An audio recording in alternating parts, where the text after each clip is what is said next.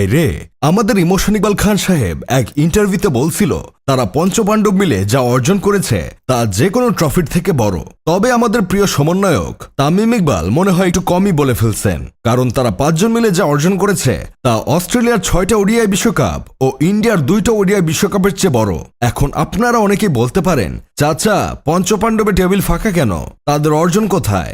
দেখেন ভাই, তাদের অর্জন আপনি কখনো খালি চোখে দেখতে পারবেন না। তাছাড়া চট্টগ্রাম সেক্টর কমান্ডার ও খান পরিবারের সন্তান তামিম ইকবাল খান সাহেব যেহেতু বলছে সেহেতু সঠিক কথাই বলছে, তিনি তো কখনো ভুল কিছু বলতেই পারেন না। তামিম ভাইয়ের সাথে আমিও সহমত। তারা এই 17 বছরে যা কিছু অর্জন করেছে তা যে কোনো ট্রফির থেকে বিশাল কিছু, কারণ অভিমান ইকবাল খান ও বিজ্ঞাপন আল হাসান দুজনে মিলে কামড়াকামড়ি করে দেশবাসীকে যা দেখিয়েছে তা কোনো দেশের প্লেয়ারই দেখাতে পারে নাই। তারা দেশের জন্য এক হয়ে খেলতে পারে না, অথচ বিজ্ঞাপনের জন্য একসাথে হয়ে যায়। পর্দার সামনে গিয়ে বলে আরো একবার দেশের জন্য হয়ে যাক, কিন্তু খেলার সময় আসলে বলে সে খেললে খেলুক আর না হয় মারা খাক। কে বলেছে বাংলাদেশের বিশ্বকাপ নাই?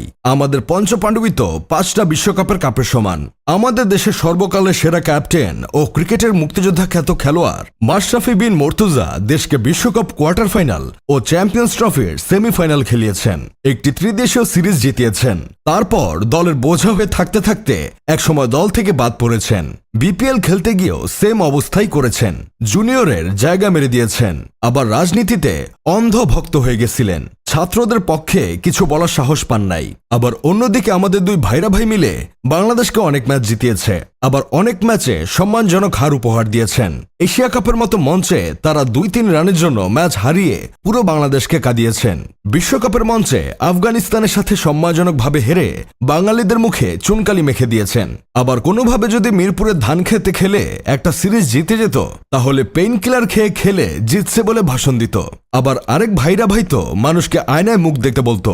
অভিমান ইকবাল খান তো অভিমান করে বারবার নিজের নাম চুক্তি থেকে সরিয়ে নিয়েছেন আর বলেছেন এই নোংরামের মধ্যে থাকতে চান না। আবার ওপেনিংয়ে খেলতে নিষেধ করেছিলেন বলে তিনি সংবাদ সম্মেলন করে কেঁদে মাইক ভিজিয়ে ফেলেছেন। আবার বিজ্ঞাপন আল হাসান খেলার সময় বিভিন্ন রুলস অমান্য করে বিজ্ঞাপন করতে যেতেন। আবার শেয়ার বাজার কেলেঙ্কারি করতেও দ্বিধাবোধ করেন নাই। রাজনীতি করে অন্ধভক্ত হয়ে দেশের মানুষকে জিজ্ঞাসা করেছেন আপনি দেশের জন্য কি করেছেন।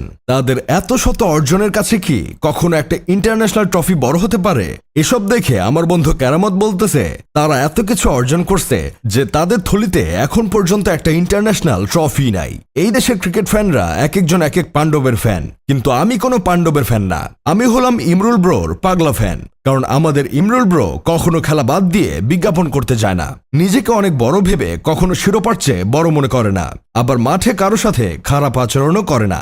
সেঞ্চুরি করলেও কখনো তার ফ্যান ও হেটার্সদের আয়নায় মুখ দেখতে বলে না, এমনকি পেইন কিলার খেয়ে খেলছে সেটাও কখনো বলে না। যাই হোক, শেষমেশ আমি গোলাম হোসেন একটা কাজের কথা কই, আমাদের দেশের সেরা খেলোয়াড়দের মধ্যে 5 জনের লিস্ট করা হলে অবশ্যই এই পঞ্চপাণ্ডবের নাম আসবে। আমি কখনো অস্বীকারও করব না যে তারা কিছু অর্জন করে নাই, কিন্তু যে কোনো শিরোপার থেকে বেশি কিছু অর্জন করে ফেলছে এমনটা বলে জাহির করাটা একটু বেশি বাড়াবাড়ি।